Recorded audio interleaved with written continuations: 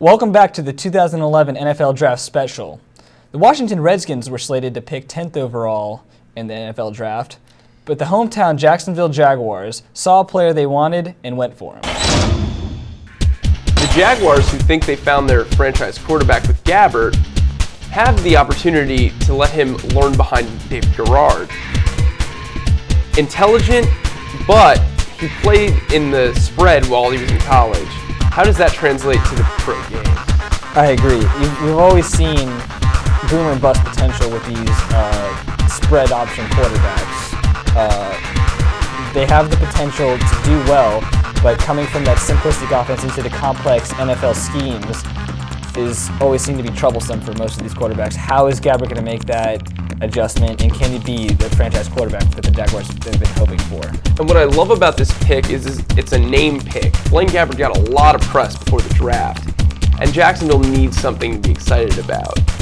For too long, David Garrard has seemed kind of like an overrated quarterback, and now fans get to see a prototypically sized, prototypically sound quarterback at the mantle. With the 11th pick, the Texans decided to start building their new 3-4 defense for Wade Phillips, and they selected defensive end out of Wisconsin, J.J. Watt. Mike, what do you like about Watt and what he brings to the Texans? He's just a hard-nosed, hit you in the face defensive end, and that's exactly what Wade Phillips is going to try to implement with his new 3-4 defense. Having transferred from Central Michigan and having no scholarship at Wisconsin to start with, J.J. Watt had to earn his way up the ladder, and now as the 11th pick overall in this draft, it shows that he's got the poise and the work ethic to take it to the next level. I agree. I think his ability to not only take up blocks as a 5 technique, but also get to the quarterback as a pass rusher, as he did at Wisconsin, is going to be invaluable to the Texans as they're building that new 3-4 defense. I think he's going to be a cornerstone for that defense for years to come. And while with the 12th overall pick in the draft, the Minnesota Vikings selected Christian Ponder, a head-scratching move that has a lot of pundits wondering, did they reach? Ponder, a Senior Bowl MVP who shined at the showcase, has the ability to lead an offense and is possibly the most pro-ready quarterback of the first-round picks. Josh, what's your opinion of Ponder?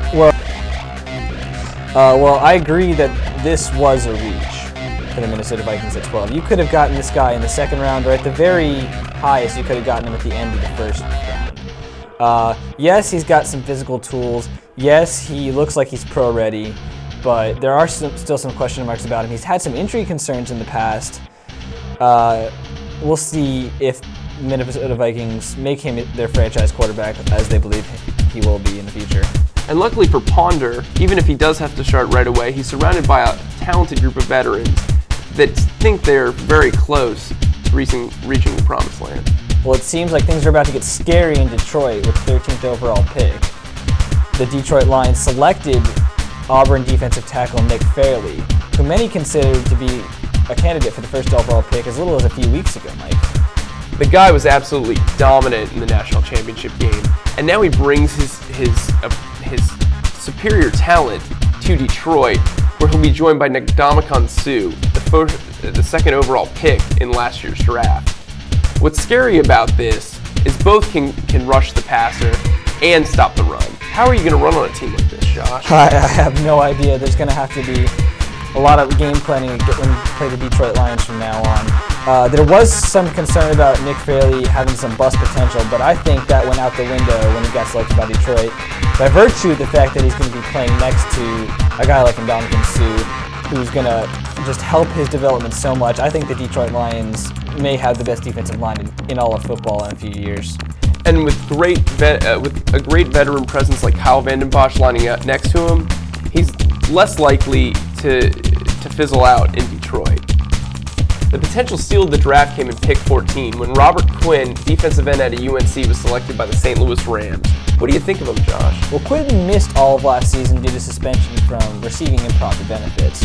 Had he not missed last season, many people thought he would have been a candidate for the first overall pick in this year's draft. And with that, he's excellent value for the St. Louis Rams at number 14. He's going to help out former number 2 overall pick Chris Long immensely coming off the edge. going to get a ton of sacks. He's got all the athleticism, all the size you could want. You're right, he could be the steal of the draft. And he reminds me of Julius Peppers, another UNC defensive end. He's got a burst that doesn't stop. He can get to that quarterback, and he'll make sure that quarterback is down on the ground by the end of the play. The great thing about Quinn is that you can possibly have him stand up and rush. Quinn could be an excellent leader and an excellent player for the Steve Spagnuolo crew. Well, those of you who are worrying that the Miami Dolphins stole one of the Pittsburgh Steelers players in this draft need not worry. Center for the Steelers, Marquise Pouncey, has a twin brother that was selected by the Miami Dolphins at 15, Mike Pouncey. Mike, what do you like about Mike? What's great about Mike Pouncey is that he comes from proven family roots. His brother reached a Pro Bowl in only his rookie season, and it seems like the Dolphins have a lot of faith that he can accomplish the same status. Playing at guard, it is unusual that he was drafted so early in the first round, but he has the ability to be the top right guard in the league. In Mike Shanahan's second season as the Washington Redskins head coach, he decided to help his defensive side of the ball, selecting defensive end out of Purdue, Ryan Kerrigan. Mike, what do you think Kerrigan adds to Washington's 3-4 defense that they're still trying to build? The thing about Kerrigan is he's a fireball of a defensive player. He never stops. His motor doesn't quit. He's a good complement to Brian Arakpo, their other outside rush linebacker.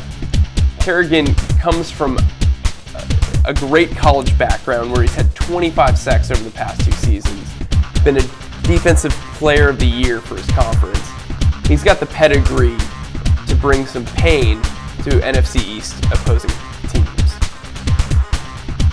With the 17th pick in the draft, the New England Patriots decided to go offensive line, selecting Nate Solder out of Colorado, offensive tackle, who is the tallest tackle in the draft, and is especially coveted as he serves as a left tackle.